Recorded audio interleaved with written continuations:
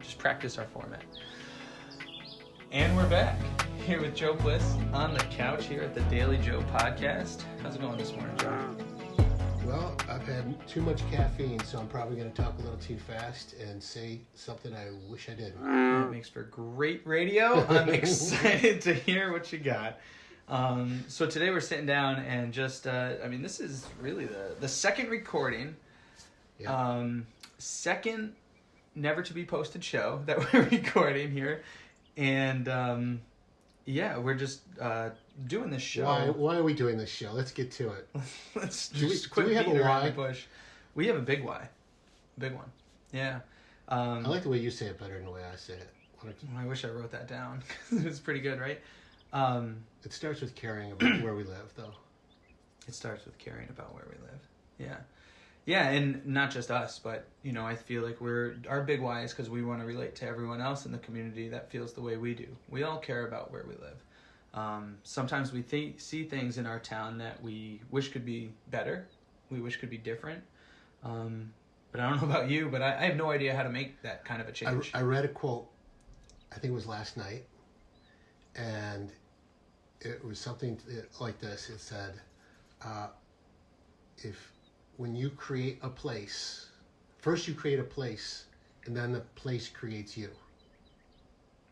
And so there's this relationship back and forth to the place that we live in and how we relate to that place and how we relate to each other. Interesting. And you and I,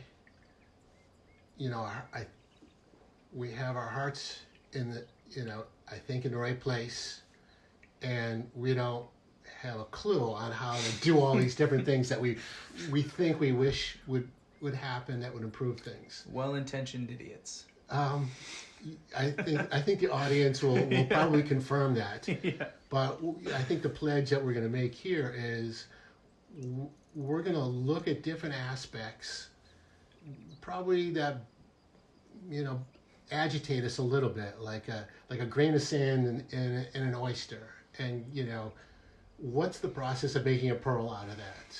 Who do we like that? Maybe more to come. So, but in that process, our ignorance gets revealed. Some of it's not going to be necessarily flattering to us, but in order for us to peel away our ignorance and the process and what's getting in the way, we need to go through that. We got to go through it. So we're gonna do that, and we got some different segments to the show that we think will keep it more interesting. Yeah, and valuable. I mean, if you're listening and you are wondering how you can make a change in your town, certainly go out, do your own research, do your own thing. But if you want to join us on our journey as we're trying to make small steps, since I think that's a big realization, is you can't necessarily you can if you're already in a position of power, whether that's government or money, to do a huge project. But if you want to learn how to make a small change that can build up into a big, transformative metamorphosis in the end there, join us as we go through that and learn through our process as well, whether that means we're making steps in the right direction. Maybe we'll stumble here and there, but we just want to share all that with you so that you can be along for the ride and join us in that movement. I got an idea. Tell me about it. I think for the first few shows, we should keep saying why we're doing this. And maybe by the end of it, we'll have it down to a 2-minute, brief thing. So that's our why.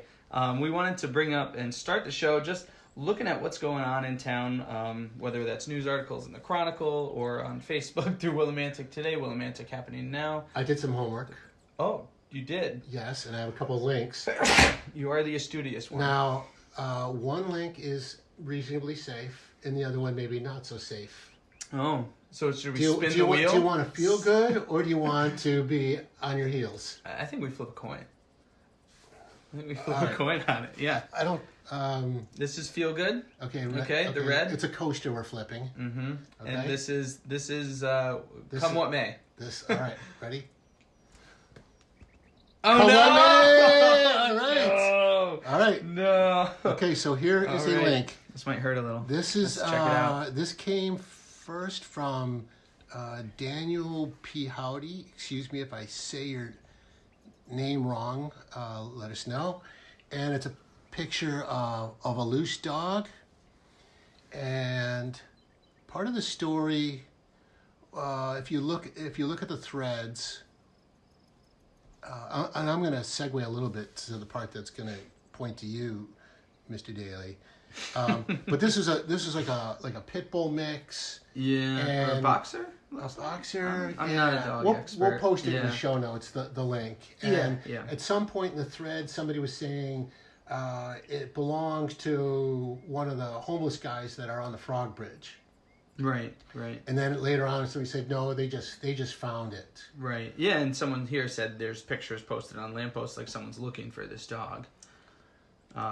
Yeah, so, how do we get to the truth of this? So there's, this made me think of two things. Yeah. One thing is that there seems to be a number of loose dogs. I haven't heard about that. Yeah, you have.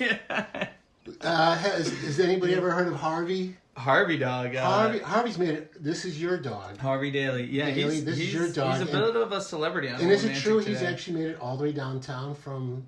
No, he's made it to Jackson Street. All right, well, I told a lot of people, oh, it's Jackson Street. Okay. Jackson Street. But that's a busy road. That's a busy road. That's not ideal. We're not going to beat on this too much. That's not where he should be. I don't know what this says about you that your dog is roaming all over town. So this is already... I gave him a stern talking to. This is already encroaching on our credibility. Yeah, well... What can you do about this? It depends on, I guess... Well, viewers, just so you know, right? This happens to all of us here. So, Harvey's a hound. And we love him. He's about 12 years old, so a little bit older. He's a plot hound, and he's always been kind of an independent spirit. We used to live out in South Wyndham in the woods, and you know what? Running out, he was fine to run a little bit. He'd come back when called, and lately, it's really only been the last year when we close our... We'll go outside to like load the kids. Now we have kids, right? That's also a huge shift in our lives. We'll go to put the kids in the car, and the screen door does shut, but he has figured out how to use his nose to do the latch and run out.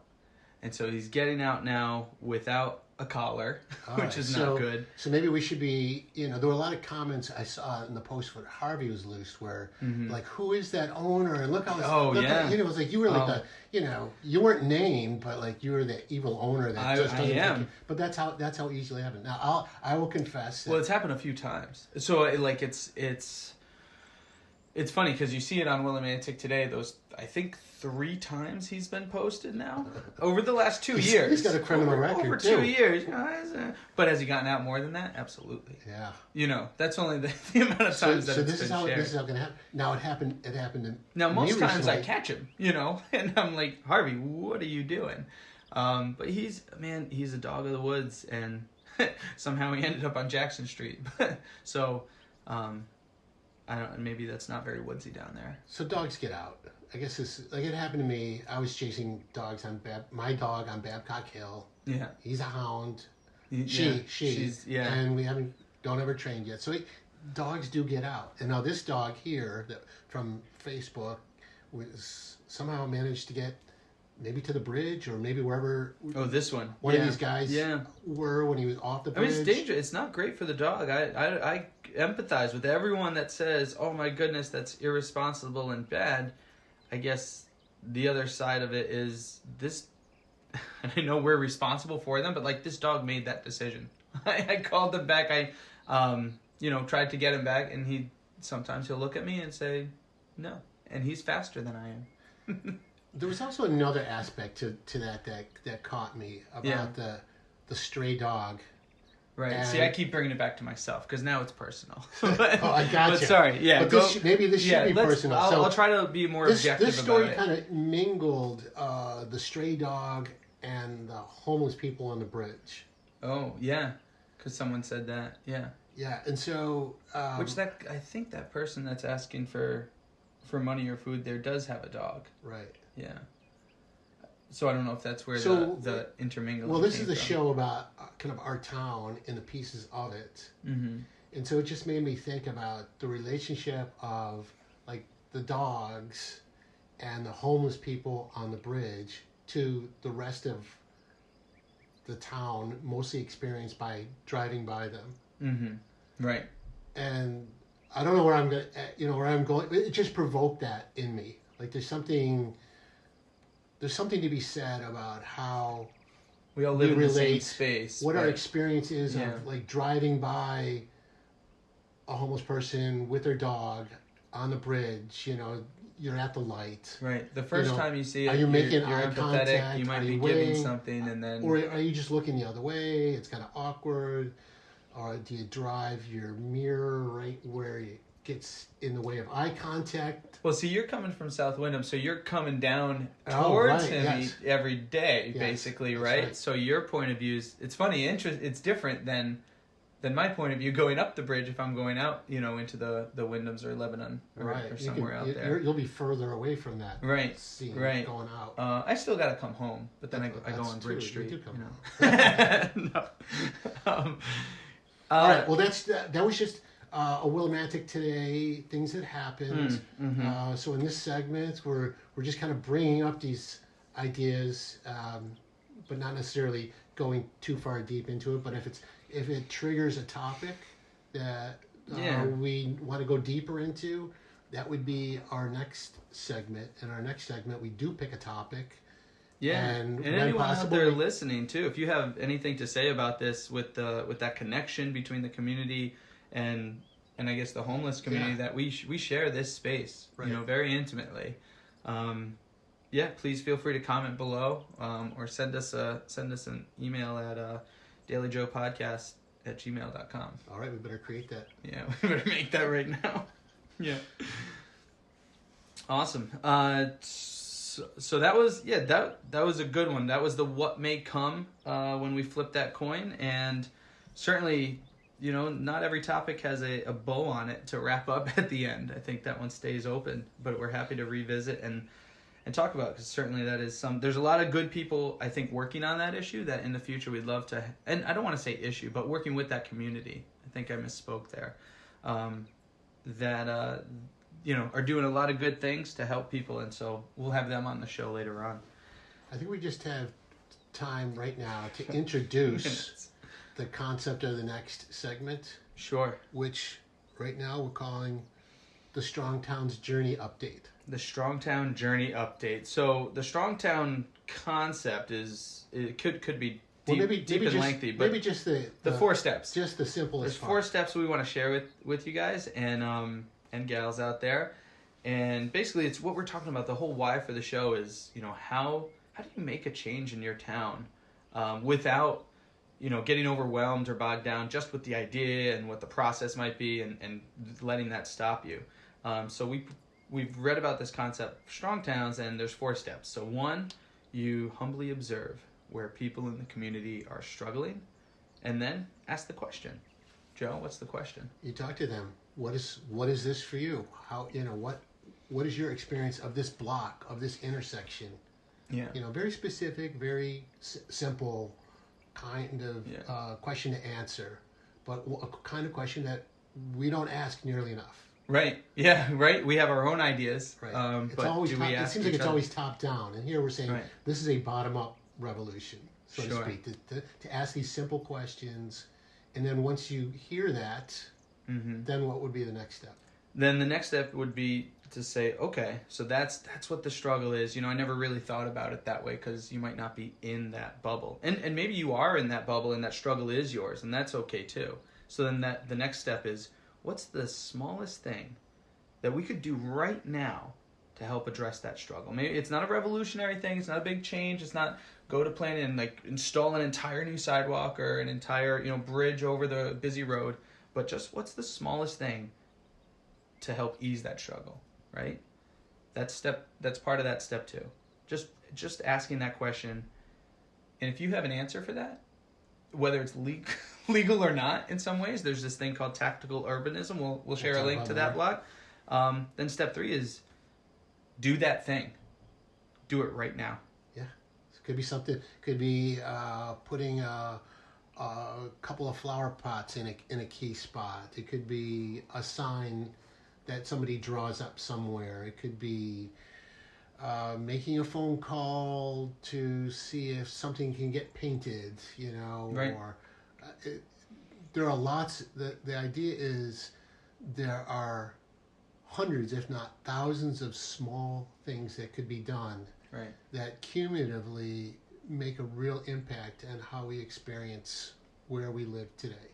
Right. I think it's such an interesting concept, and I love that. I mean, it gives the power back to the people in a way. That's right. And so step 4 of that is repeat. Repeat. So just Do it over and over. one step at a time, as small as possible.